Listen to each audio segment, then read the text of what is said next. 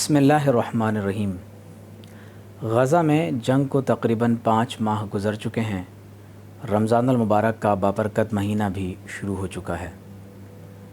International ख़बरों के मुताबिक ग़ज़ा में फ़िलहाल जंगबंदी का कोई इम्कान नहीं है। रिपोर्टेडली 30,000 से ज़ायद मुसलमानों का कुश्त-ए-ख़ून हो चुका है, जिसमें 20,000 सिर्फ़ वो बच्चे हैं जो अपनी माँ की गोद में खेल रहे थे या भूख और प्यास के बायस अब अपनी जानों का नजराना अल्लाह के हुजूर पेश कर रहे हैं।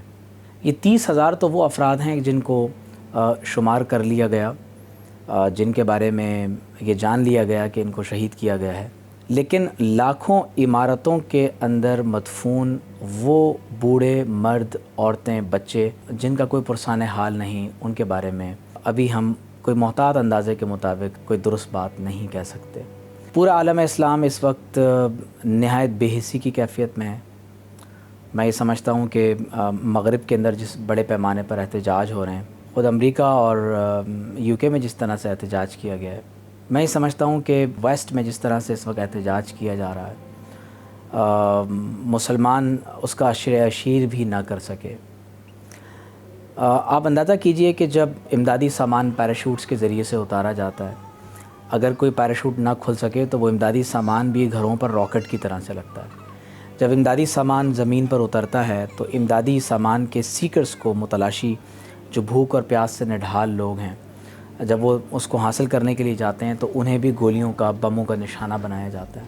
हाल ही में एक मुसलमान बच्चा और उसका भाई जब अपनी साइकिल के साथ वो इमदादी सामान लेकर जाने लगे तो उन्हें बाकायदा एक हमले में बम मार कर शहीद कर दिया गया। ऐसे मनाज़र भी देखने में आए कि जब वो इमदादी सामान छोटे बच्चे हासिल ना कर सके, बड़े लोगों ने तो अपनी ताकत के बल पर वो छीन लिया, छोटे बच्चे वो इमदादी सामान हासिल ना कर सके तो ज़मीन पर गिरा हुआ खाना वो चुन चुन कर अपनी जेबों में भर रहे हैं। बाप मजबूर है कि अपने बच्चों को मट्टी मिला हुआ आटा जो ज़मीन से उठाकर हासिल किया गया, उसकी रोटी बनाकर खिलाए।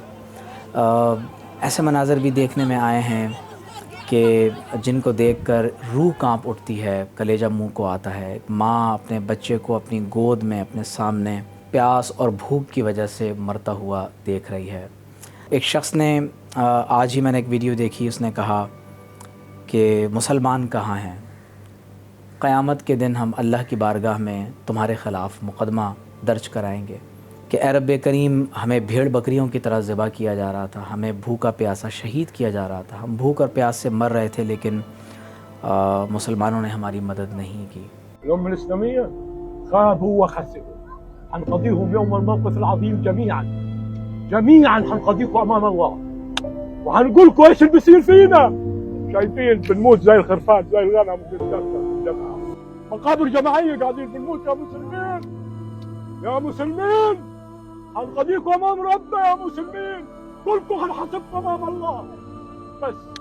एक दादा ने अपने 5 बच्चों को जब अपने सामने शहीद होता देखा तो उसने कहा कि तुम जब अल्लाह के रसूल सल्लल्लाहु अलैहि वसल्लम की बारगाह में जाना तो उम्मत की शिकायत करना कि उन्होंने हमें मरता हुआ छोड़ दिया था।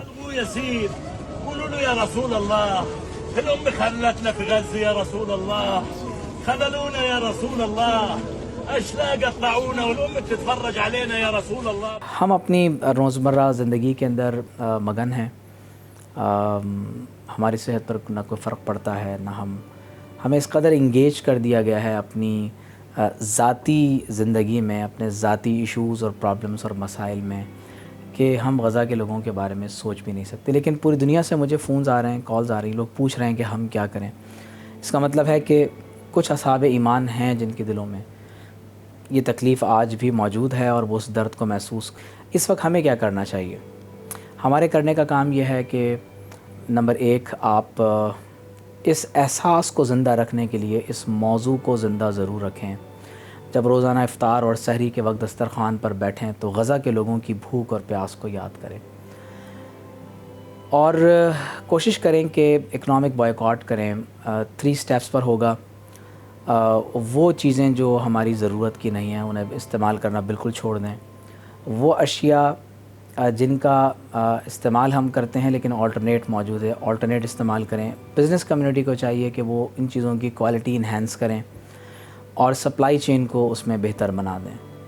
تیسری بات یہ ہے کہ جو چیزیں ابھی تک ہمارے پاس نہیں ہیں، ہم نہیں بنا سکے، ان کو ایجاد کرنے بنانے کی کوشش کریں۔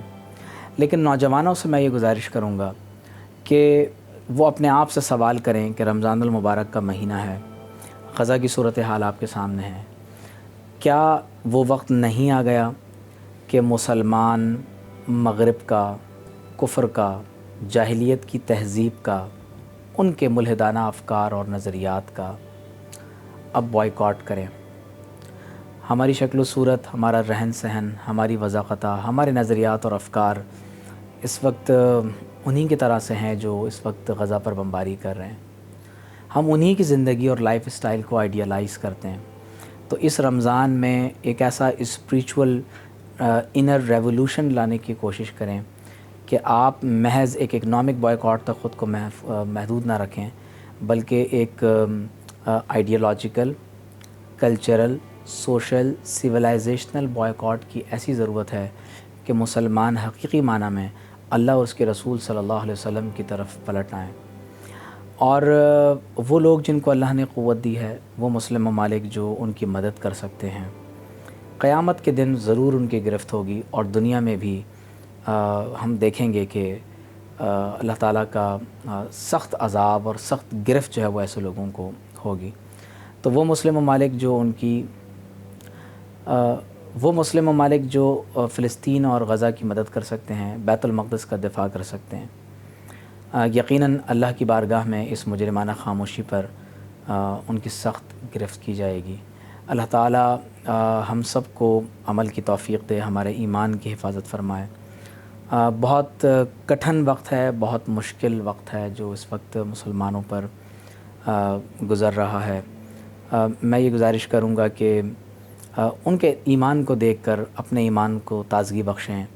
مساجد ملبے کا ڈھیر بن گئیں، 200 سے زائد مساجد کو شہید کیا گیا ہے، اس کے باوجود وہ اس ملبے کے ڈھیر پر کھڑے ہو کر نماز کو ادا کر رہے ہیں، نماز تراویح کو ادا کر رہے ہیں۔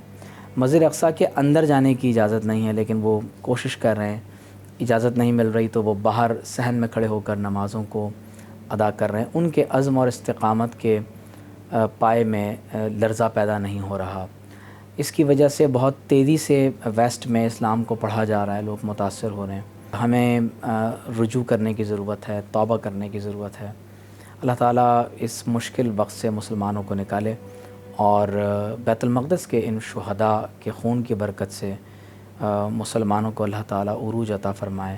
آج ہمیں کسی ایک بایزید اور جنید کی، کسی ایک امام غزالی کی اور ایک صلاح الدین ایوبی کی ضرورت ہے۔